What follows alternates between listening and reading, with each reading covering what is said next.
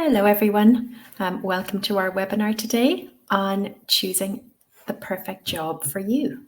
Okay, we're going to look at lots of questions that we should ask ourselves to ensure that we're making the right choice when it comes to finding our first teaching job. My name is Mairead, and I have been teaching for over 20 years now. I'm based in the west of Ireland, in a city called Galway. But during my teaching career, I've had the opportunity to live lots of really fun, interesting places before I eventually decided to come home and settle down. So hopefully I will be able to answer any of the questions you have about finding that first teaching job abroad.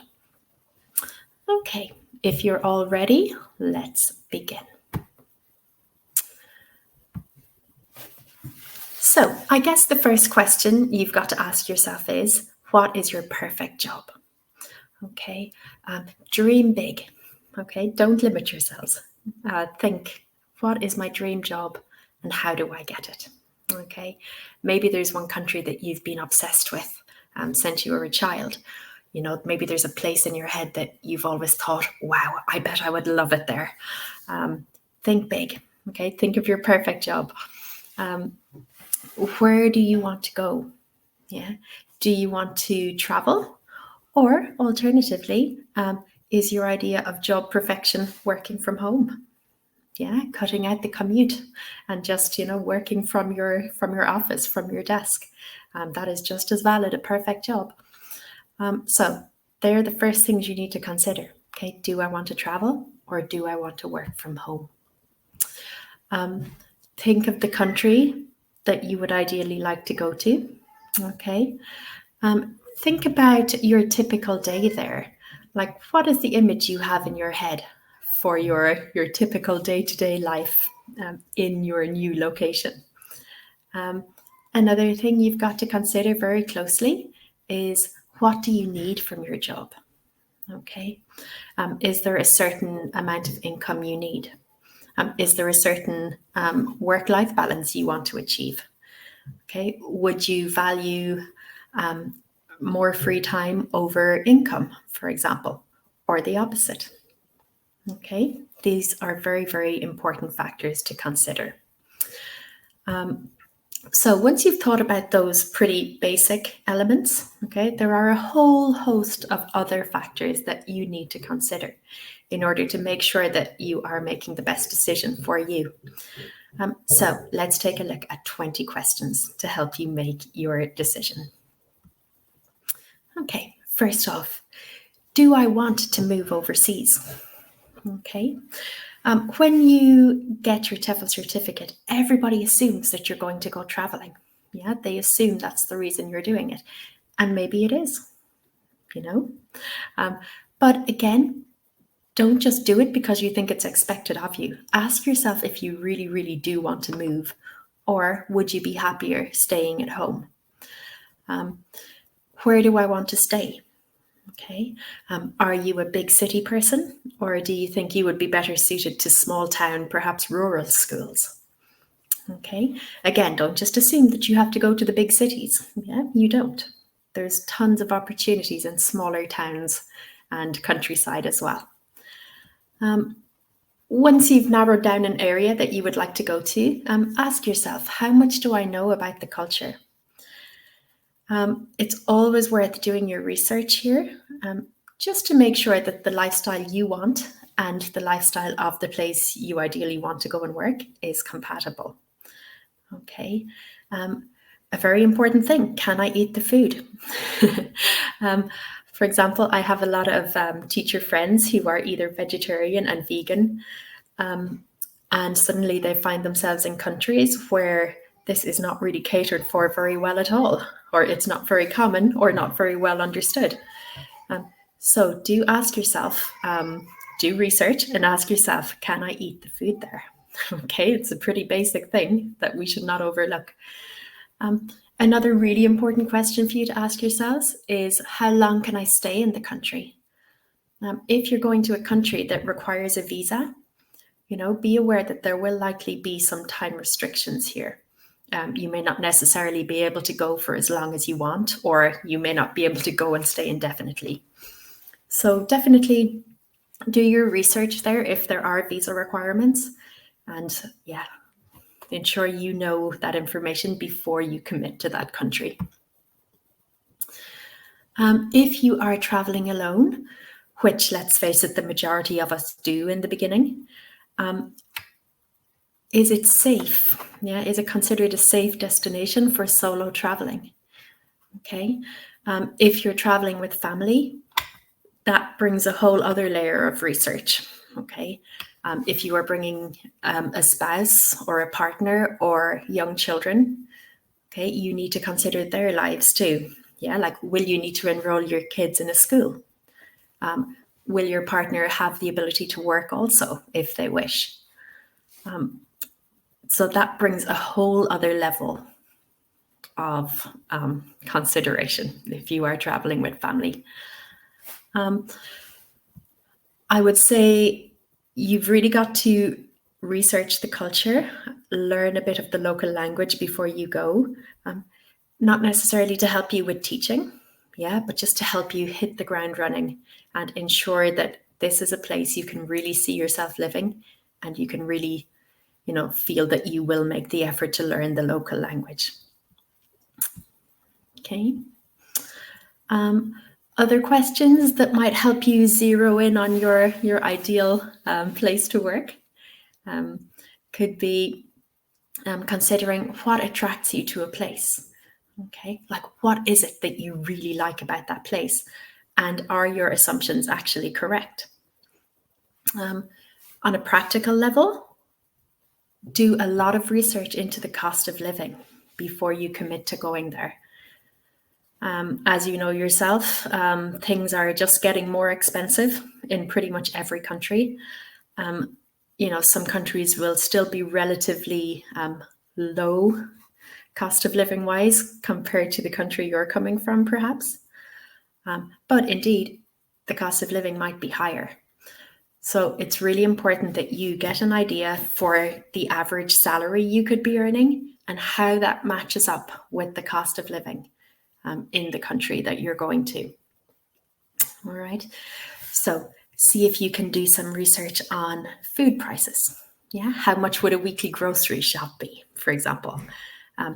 What about rent? Yeah. What about utility bills? Okay.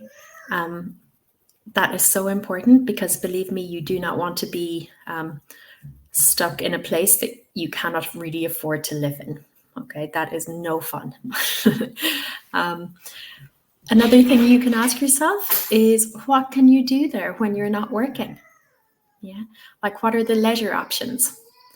Okay, does the city you're going to have a whole range of fun things to do? Yeah. Does it have transport links to other places? Like, is it easy to use as a base for discovering new places? Okay. If you have a specific hobby, yeah, for example, if you're really into going to the gym, you will want to see if there are good gyms around where you may be potentially living. Yeah. If you do lots of sports, the same. What are the facilities? If you're really into music and gigs and concerts and live music, again, check out the scene before you go. Like, is it a place that will allow you to continue enjoying those interests? And again, coming back to this big, important question, do you want to travel or work from home? Okay. Again, don't feel pressured into traveling and seeing the world. Yeah, if that's not really what you want to do, it is perfectly fine and lovely to work from home too, if you so wish. So when you've got an idea of the country or the city that you want to live in, and you think that it's a good place for you, of course, your job and the job offer you accept also needs to tally in to allow you to live your life to the fullest in your new place. So if you do an interview with the school and you decide that you like them, they decide they like you, they will hopefully offer you a contract. Now, do not rush into signing contracts on a whim. Okay, I'm sure you all know this, but in the world of TEFL, it's equally important.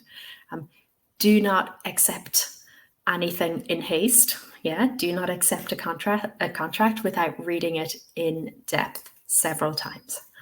Okay, factors you might want to consider regarding contracts could be what is the length of the contract? Is it a 6-month contract? Is it 12? Is it 18 months? Okay. Normally, I would say 6 to 12 would be the usual length of contract, but make sure you know exactly what you're signing up for before you put your name on the dotted line. Okay.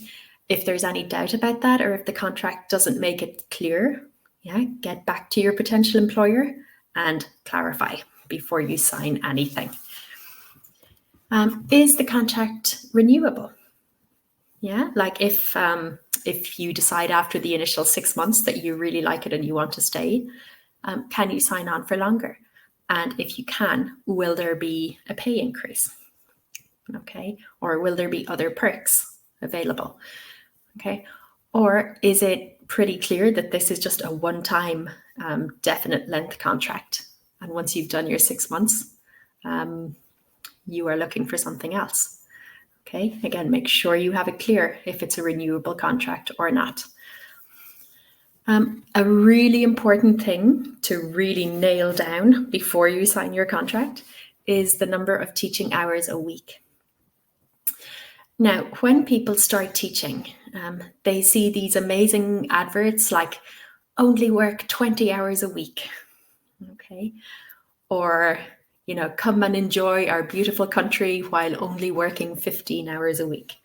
Okay, I'm sure you know the type of ads that I'm talking about. They make it seem like, 20 hours is the maximum that you will work every week. But don't fall into this trap, because if you see only work 20 hours, what they mean is teaching hours. Okay, so you will be in the classroom for 20 hours. However, what they don't tell you is that you can add on another 15, 20 hours to that in lesson planning time. Okay, like I always think, whatever your number of hours is, double it. Okay, so don't be caught up in the, I only work 20 hours a week. You don't, okay? You would still realistically work 35 or 40 with lesson planning and admin included. That brings us to another important question. Are you paid for admin work? Like, will the school pay you for this lesson planning time? I've got to say, in my experience, schools do not tend to pay for lesson planning. So they will pay you for your 20 hours teaching, of course, but the likelihood is you will be doing a lot of unpaid work in the background that will allow you to do those 20 hours contact. Okay, but it's always worth asking, is there the possibility to be paid for lesson planning? Extracurricular activities are another thing. Okay, does the school organize anything for new teachers? Or does the school require you to do any extracurricular activities with your students? Like, do you have to do any supervision?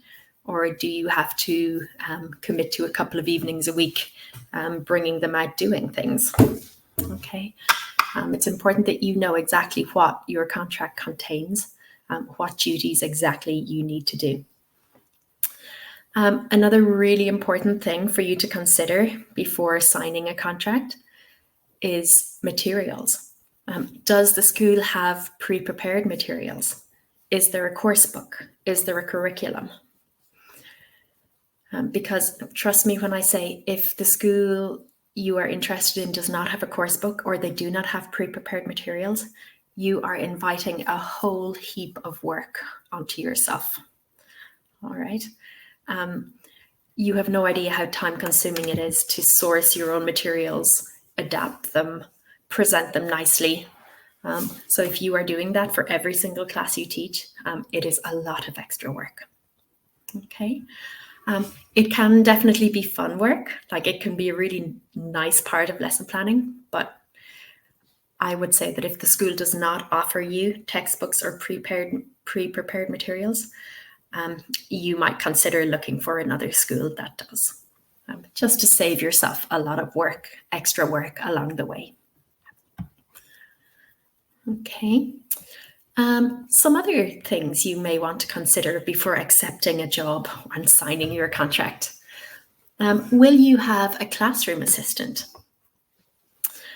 Sometimes if you're teaching young learners in particular, for example, if you went to South Korea and you had to teach a class of like 30 young learners, yeah, would there be a Korean speaking classroom assistant there with you to help? Okay. Some countries tend to offer classroom assistants, others don't. So yeah, make sure you have that clarified before you sign your contract. Will you be teaching different class groups? I know, for example, if you work in Europe, it could be that you are teaching like 5 different groups a day. Okay. So like every hour you're just switching level, switching age. Yeah, you're just go, go, go for 5 different groups in a row. So you may have, for example, the same 5 groups on a Monday and Wednesday, and then a different 5 groups on a Tuesday and Thursday, and then maybe different groups again of a Friday.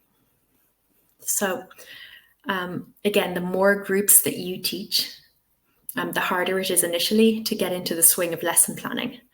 Yeah, because you just feel like you're constantly preparing for different groups. Now, that's not necessarily a bad thing. It's an amazing way to really hit the ground running as a teacher and to build a really solid foundation of teaching skills. Okay, but again, it can be slightly overwhelming, especially at the beginning. Other things you can find out could be, as a new teacher, will you have a mentor or will your lessons be observed? Hopefully the answer to this is yes. Because as new teachers, while it's very daunting to have somebody mentoring us and then coming to watch our lessons, it can feel like you're very much under the spotlight in the beginning. It's actually a wonderful thing because getting that external support in the beginning is incredibly helpful. Okay. So a more experienced teacher will see things that you might necessarily not see as a new teacher. So if you are told that you have to have a mentor or that your lessons have to be observed, don't panic, okay? While it may be daunting, it's actually incredibly useful. And if your school doesn't propose this, you might consider asking them if it's a possibility. Another thing you ought to clarify before accepting a job is whether the work will be in different locations or just one. If you're working for a chain school, for example, that have 5 or 6 different schools in the same city, will you be constantly bouncing between schools or will you be just based in one? While it may seem exciting to be working in lots of different schools, do factor in then the travel time. Okay, because again, if you only have 20 hours teaching a week, but they're in 5 or 6 different centers, you could be adding in 10, 12 hours travel per week. Okay. So, it can be very time consuming, bouncing between different locations, even within the same city. So, yeah, just be sure that you have that straight before you sign your contract. Okay, so lots of important questions there, right? I bet you will be going back to look at this webinar in the future when you do secure some job offers. Please do go back and run through these questions and make sure that it's all clear in your mind before you accept an offer or sign a contract. Okay.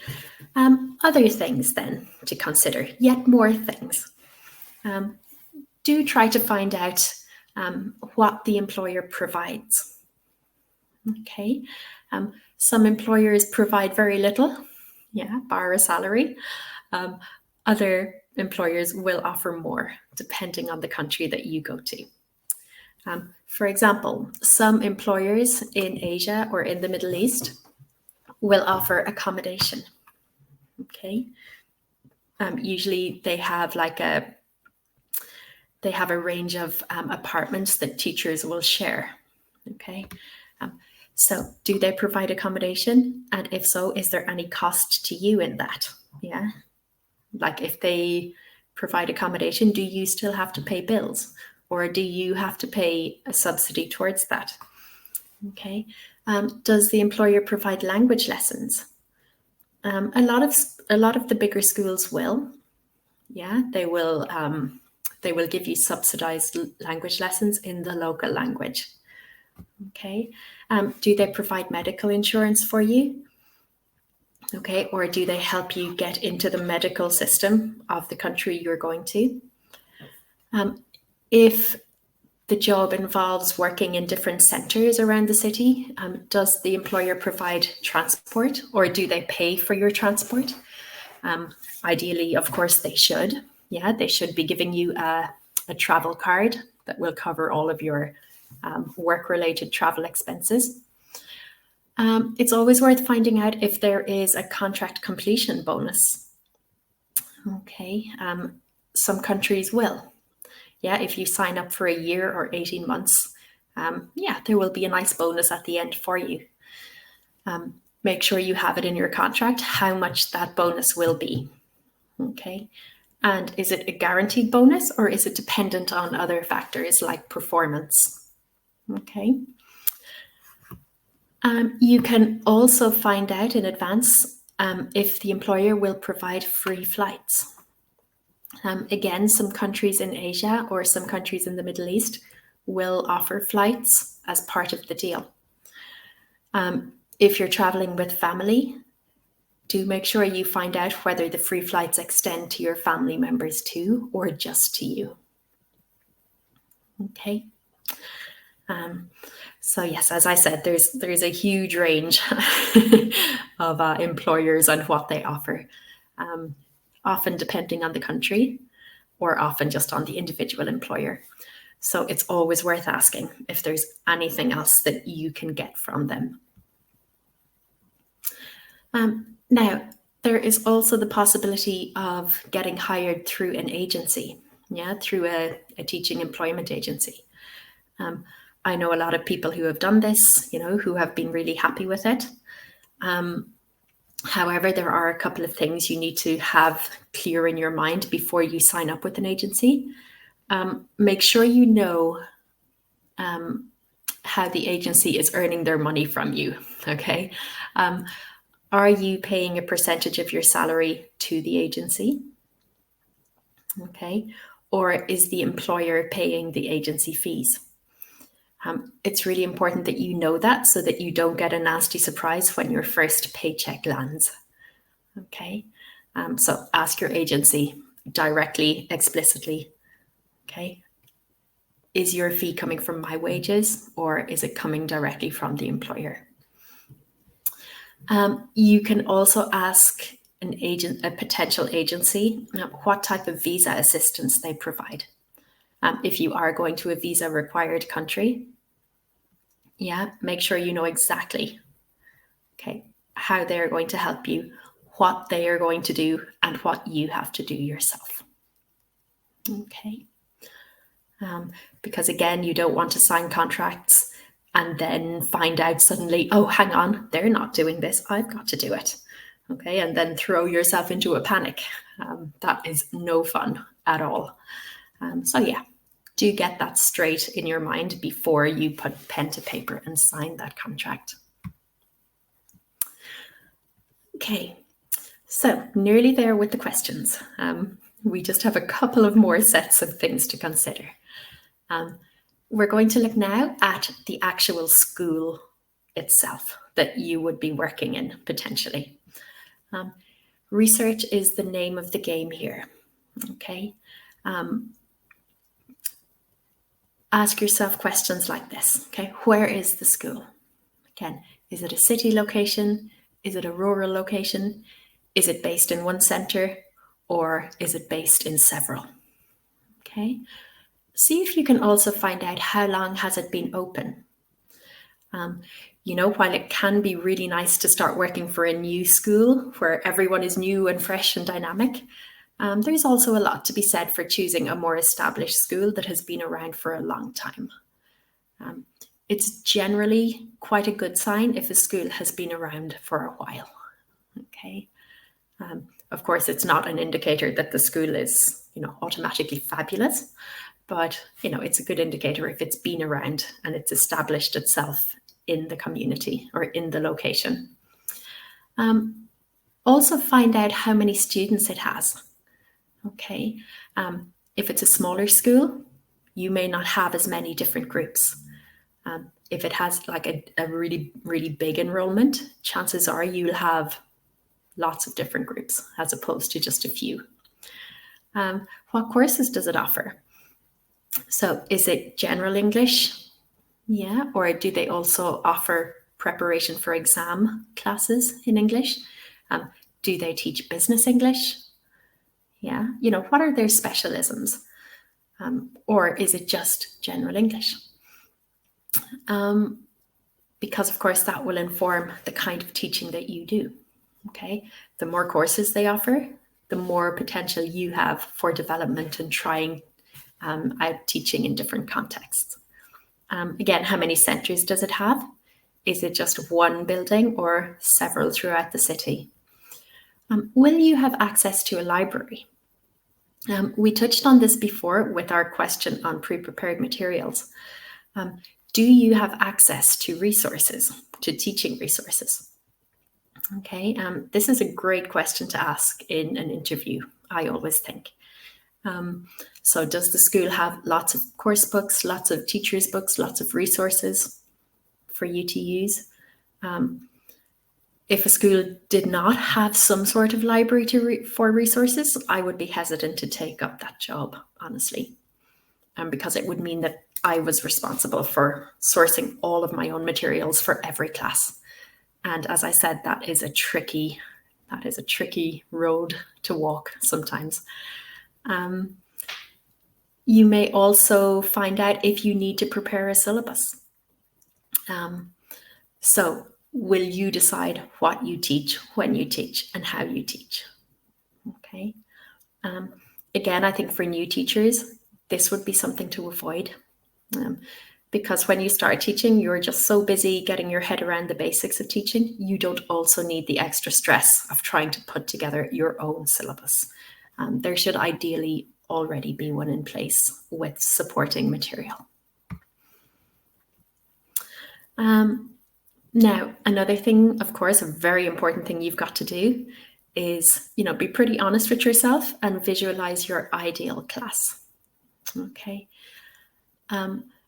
Does the idea of teaching young learners terrify you, or does it make you really enthusiastic? Okay. Do you love the thought of teaching adults, or does it make you nervous? Okay. Are you eager to get involved with teenage learners, or would you rather avoid them? Okay.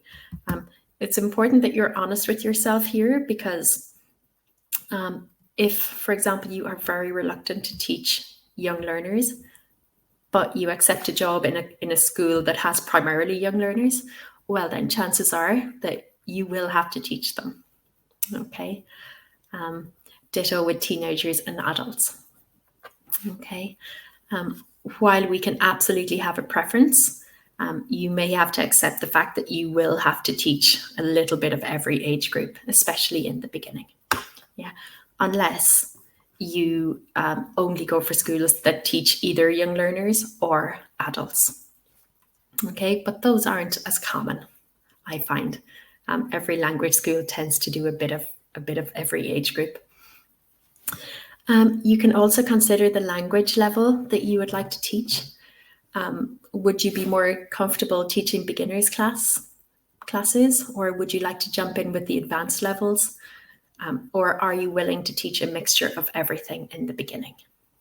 Okay, chances are that you will be teaching different levels along the way.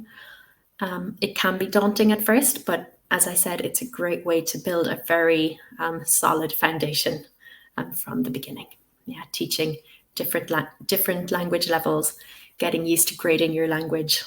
Yeah, it's an adventure. Okay, it may seem like a scary one at first, but it pays off in the long run. Okay, so just a couple of final things then. Some final factors for you to consider before you find that dream job or before you sign that contract. Think about the practicalities, right? Firstly, your passport. Is it still in date, and does it still have some range of validity? I know when visas come into play, the requirements can be different. Like, your passport must still have 1 year of validity, or it must still have 6 months of validity. So make sure you know that your passport is valid for long enough in order for you to get the visa granted. If it's not for visa, if it's just for, getting through airports and travel, again, just double check the dates. Make sure that it is not out of date. Make sure it hasn't expired. Certain countries have certain health requirements when it comes to vaccinations and other health-related issues. So make sure you know what vaccinations you need, if any, what health certificates you need, if any, and make sure you leave yourself enough time to get all of that organized in advance. Sometimes if you are going to work with young learners, schools will require you to be police checked. So this is normally just a case of, writing down all of your addresses that you've had over your life, just so that the school can check that there are no police reports against you, things like that. It's super common to be asked to do a police check, but it can be time consuming. So if you do need to be police checked, make sure you leave enough time for that to get done before you want to travel. Okay. Another thing you might like to find out is if your documents, like your certificates or your identification documents, need to be notarized. Again, some countries require it, some countries don't. But if they do require it, and you need to get your documents maybe stamped and sealed, make sure that you leave enough time to get that done. I always find that bureaucracy just always takes longer than you think it will.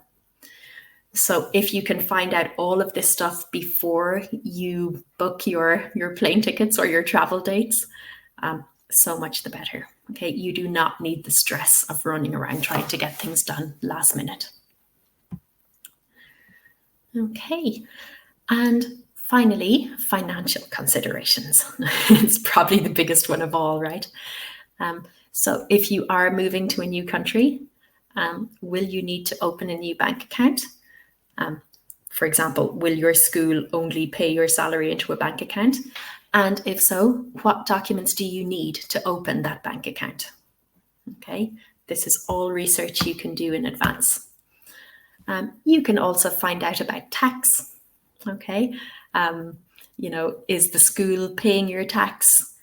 Are you paying your own tax? Are you contracted, or will you be working as freelance? Do you need to pay any tax on what you earn in your country of birth? Yeah, all things to consider. And finally, insurance. Okay, I think we mentioned this slightly, or we mentioned this quickly before. Will health insurance be provided by your employer, or will it be something that you need to set up yourself? That is a super important one. Okay, because nobody wants to be in another country and suddenly have to deal with health issues, hospitals, etc. All right, so make sure you have it clear in your head before you go what is happening with insurance. All right, so as you can see, there are many factors to consider before jumping on the plane, okay? Even though it is super exciting, don't be hasty, okay? A bit of planning will ensure that you find a job that is a good fit for you, yeah, and it will ensure, hopefully, that you don't get any unwelcome surprises, yeah, once you start your new teaching job in your new country. All right. So, I'm going to take a deep breath. That was a lot of talking. And in the meantime, I want you to type any questions you have based on today's presentation into the chat box. And then we will go through and answer all of your questions. All right. So while you're thinking about your questions that you want to ask me, I'm going to go back through comments and see where you are all joining us from today. Okay, so hello Timothy, South Africa. You have Julie in Canada. Lovely to see you, Julie. Rajasvari, welcome back. I recognize your name from before. And Carol, yep, I am still jealous every time I see Jamaica. That must be amazing. We have Canada, the US. So hello, Quinn and Adam. Sanette, good to see you again.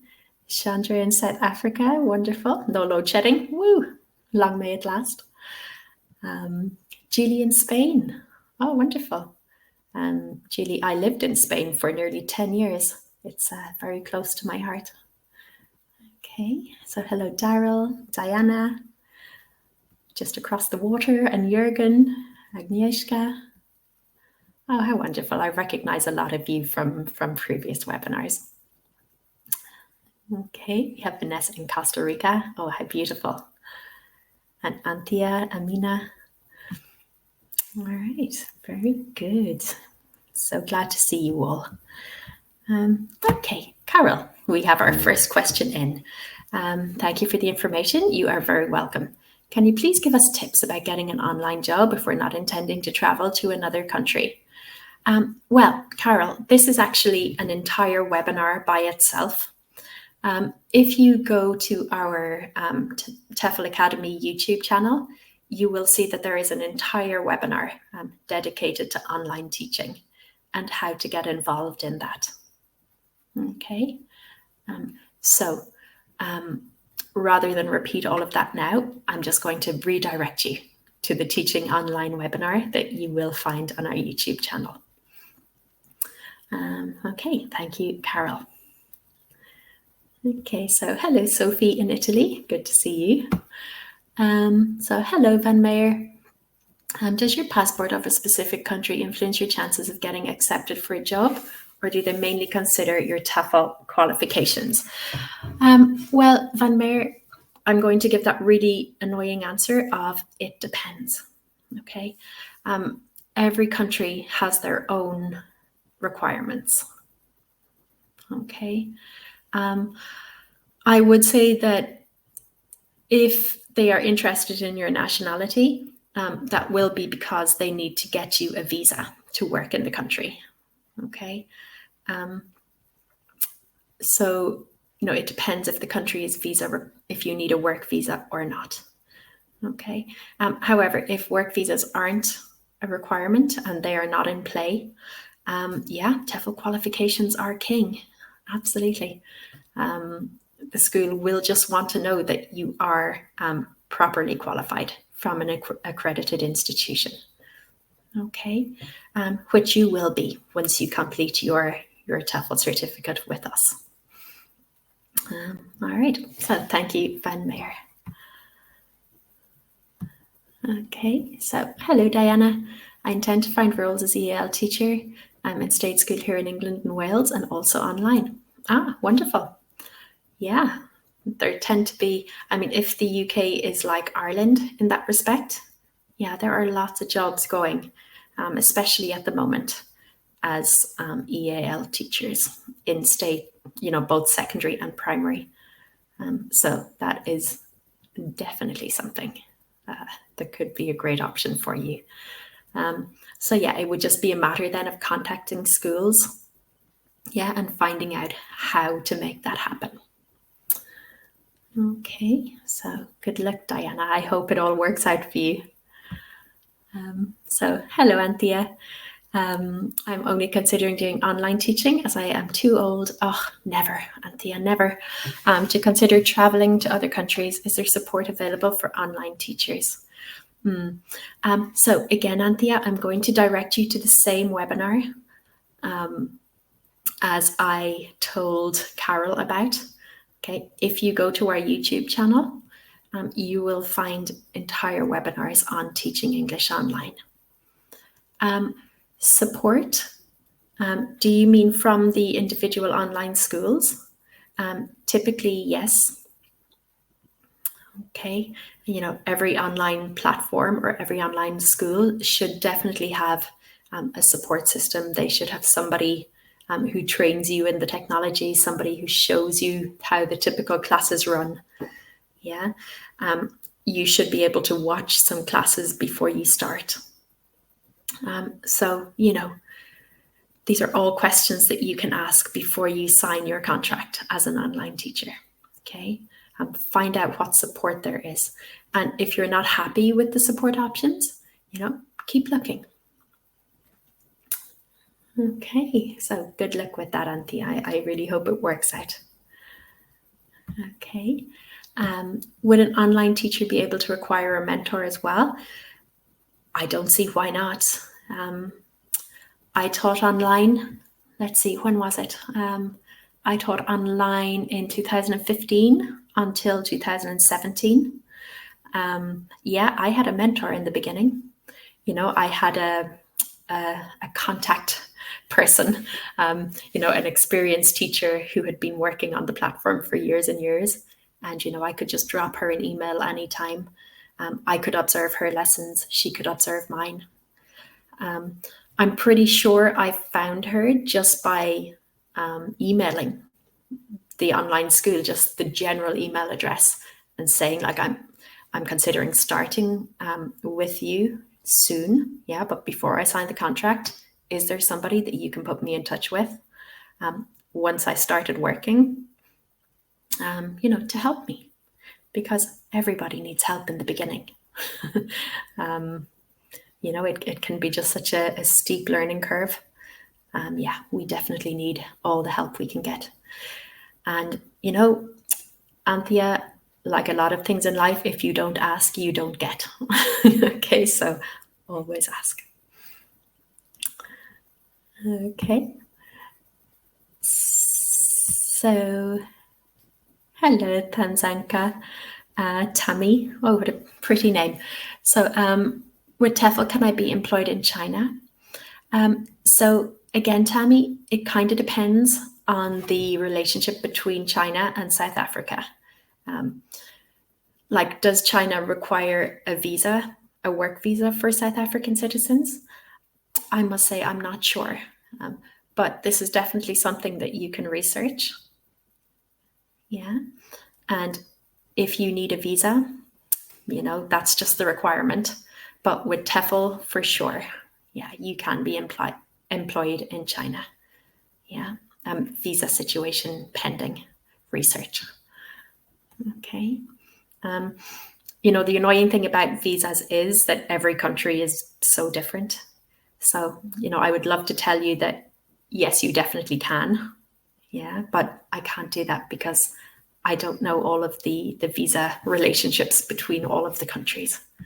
Okay, you know, that's why research is so important. Okay. So Van Meer, is it hard to get a TEFL job without a BA degree? Again, Van Meer, it comes back to the whole visa thing. I find that countries that require a working visa will typically also require a BA. You know, just they need it for the admin, for the bureaucracy of getting a work visa granted. But other countries don't require a visa, so they don't require a BA.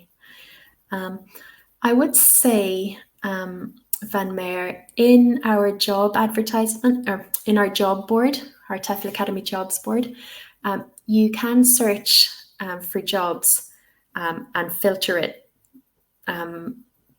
by degree required or degree not required. Okay, so if you don't have one, filter it for degree not required, and then you will see all of the jobs that you are eligible to apply for. Okay, again though, it just comes back to those pesky visa regulations. Okay, yeah, that is why research is key. Okay, so hello Julie. Thank you for providing this valuable information. Very welcome. How do you confirm that your niche is on demand? So Julie, tell me, what is your niche? Generally, anything to do with teaching English is in demand. Okay, whether it's teaching general English, whether it's teaching exam English, maybe IELTS, maybe Cambridge, yeah, business English, yeah, English for academic purposes. Literally any niche I can think of involved in TEFL is in demand. Okay, so anything to do with teaching English to anybody in any circumstance is likely to be in demand. Okay, but do let me know what your niche is. I'm intrigued. Okay.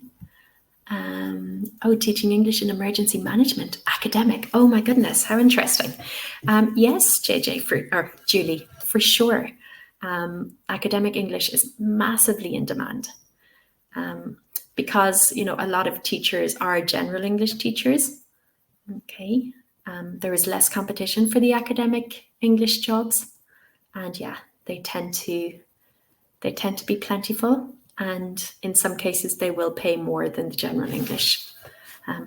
And, you know, that goes for all of you out there. If you have any area of specialism, for example, legal English, medical English, English for business, yeah, academic English, you know, make sure you put that on your CV, because you could well find, you know, a nice little niche role in teaching that exact thing.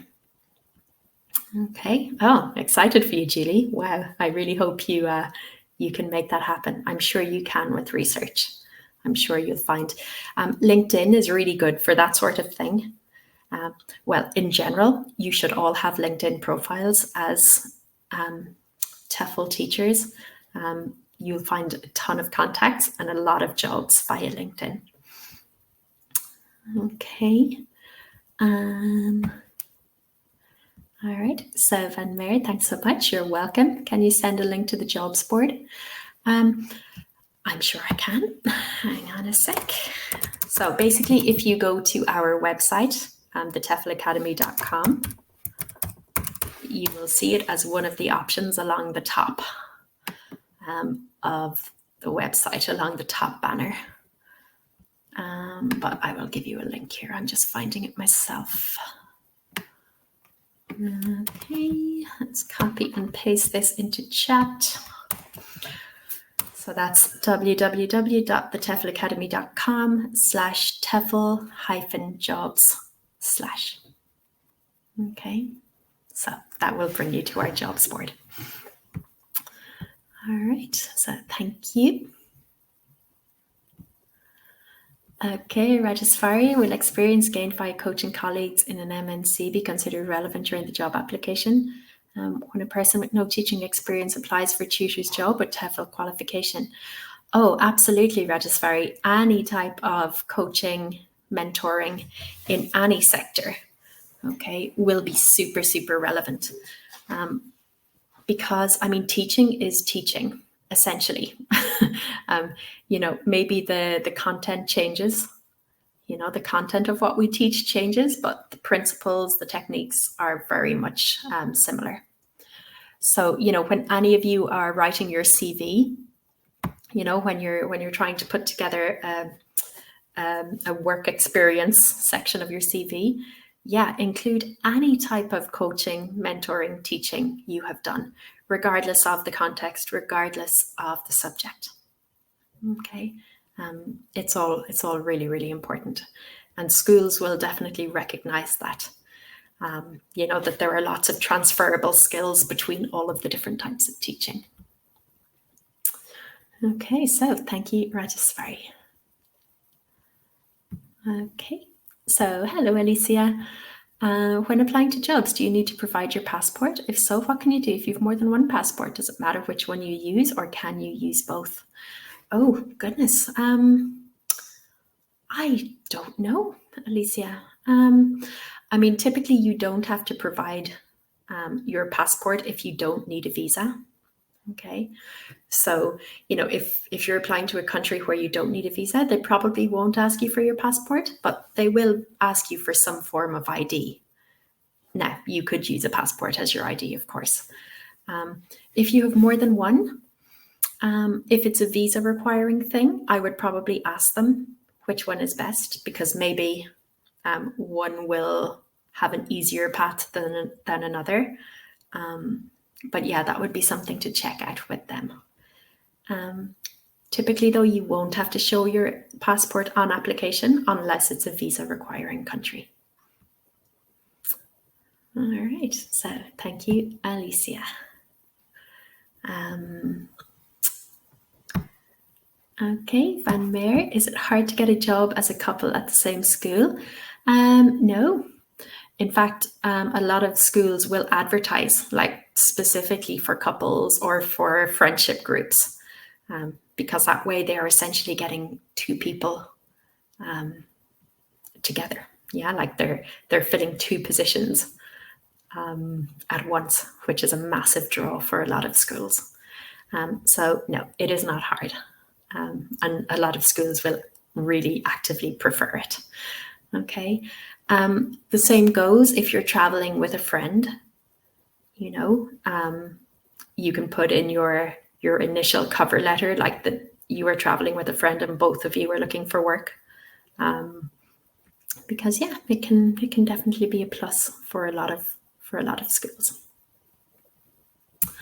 Okay, so Chandra. Hi there, hello. Does online teaching include classroom or mostly one-to-one lessons? Oh, Chandra, it could be both. You could be teaching all groups, all one-to-ones, or a mixture of both. Okay. I know when I was teaching online, I did both. Okay, I started off on groups.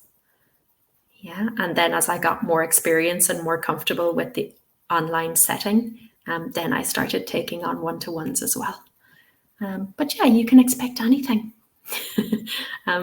That'll be a good thing to clarify in your application process or in your interview. Okay, whether you'll get the opportunity to do both of those things. All right. I know a lot of online teachers, they start in group settings. And then once they get experience, they tend to specialize in one-to-ones because you can charge slightly more for those. Okay. So yeah, you can do both. Keep the options open. And then if you want, you can specialize in one or the other. Okay, so hello Jürgen, is being a newly qualified TEFL teacher a help or a hindrance in finding work? Oh, I would say TEFL is one of the rare industries where it's actually a help. I know a lot of industries, they make a big deal out of having to have tons and tons of experience, but TEFL does not do that. Okay, so it is just as easy to get a job as a brand new teacher as it is to get one as an experienced teacher. And I'll tell you why. A lot of schools will, they might have a certain methodology in mind when it comes to teaching. And if they can get a new teacher, they can kind of mold that teacher into their way of thinking in a way that they might not be able to get an experienced teacher to change to suit their methodology. And if it's not for that reason, it could be that newer teachers, they have that enthusiasm, that like youthful kind of freshness, enthusiasm, excitement. So, absolutely being unexperienced is not an issue in the world of TEFL. Okay, as you do get experience though, you will find that you're able to get a bit pickier about your jobs, that you'll be able to earn more, etc. Just like any other industry, yeah. With experience, you can have the potential to earn more money, which is always nice. We're never going to turn that down.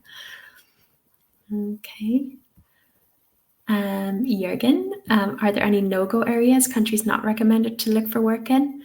I mean, it depends on what you personally would, it depends on what personally would be a no-go for you, Jürgen. You would have to take into account, just the general geopolitical environment. Like, are there countries that would be actually unsafe to go to or not? Or is this a consideration for you or not?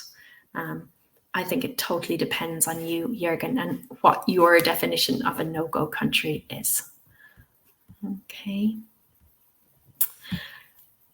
So, Van Meer, does age influence getting a job in a foreign country?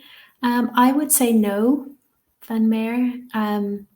Age does not tend to play a massive role in TEFL recruitment. A lot of schools, a lot of cultures, a lot of countries would prefer, perhaps older teachers in terms of life experience, etc. Generally, I have never known it to be an issue. Okay. No, I hadn't actually considered it before. I don't think it's an issue, Van Meer, and I certainly hope not anyway. Okay. Anthea, thank you for your time. You're so welcome. It's a pleasure. Oh, pleasure to have you. And load shedding is starting. Oh no. Okay, well, thank you so much, Anthea, for coming along. Lovely to see you, and best of luck with your online teaching. I'm confident it will all work out for you. And as I said, to all of you interested in teaching online, do go to our YouTube channel and watch the special webinar on teaching English online. Okay, that will help you all a lot. Okay, so everyone, we have 2 more minutes. Let's make them count. We have time for maybe 1 or 2 more questions. So anything you'd like to know, pop it in the chat box. We have to make the most of every minute, right? Just like in a real EFL class. Okay. So hello, Graham Green. Oh, what a wonderful name. Very literary, a lot of literary significance there. Graham Green in Edinburgh, very rainy in Scotland. Oh, same here, Graham. It's horrible in Ireland at the moment. It's just wet and dark and cold. And actually, yeah, maybe I do need to consider my future travel options. I wouldn't mind going back to Spain for a bit of sunshine. Okay. So I'm just going to take a look back and make sure I haven't missed anything, because we did get a lot of questions there at once.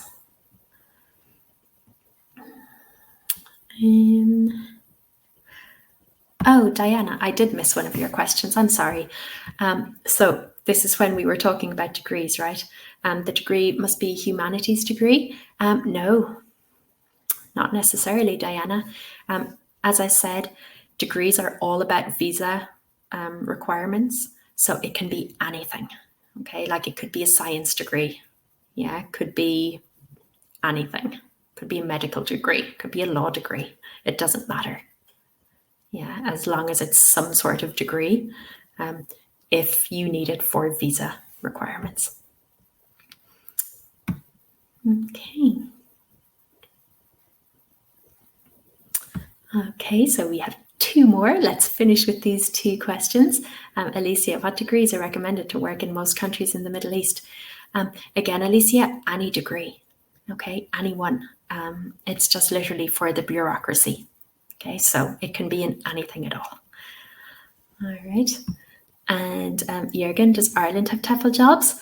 Yes, Jürgen, we have a ton of TEFL jobs in Ireland.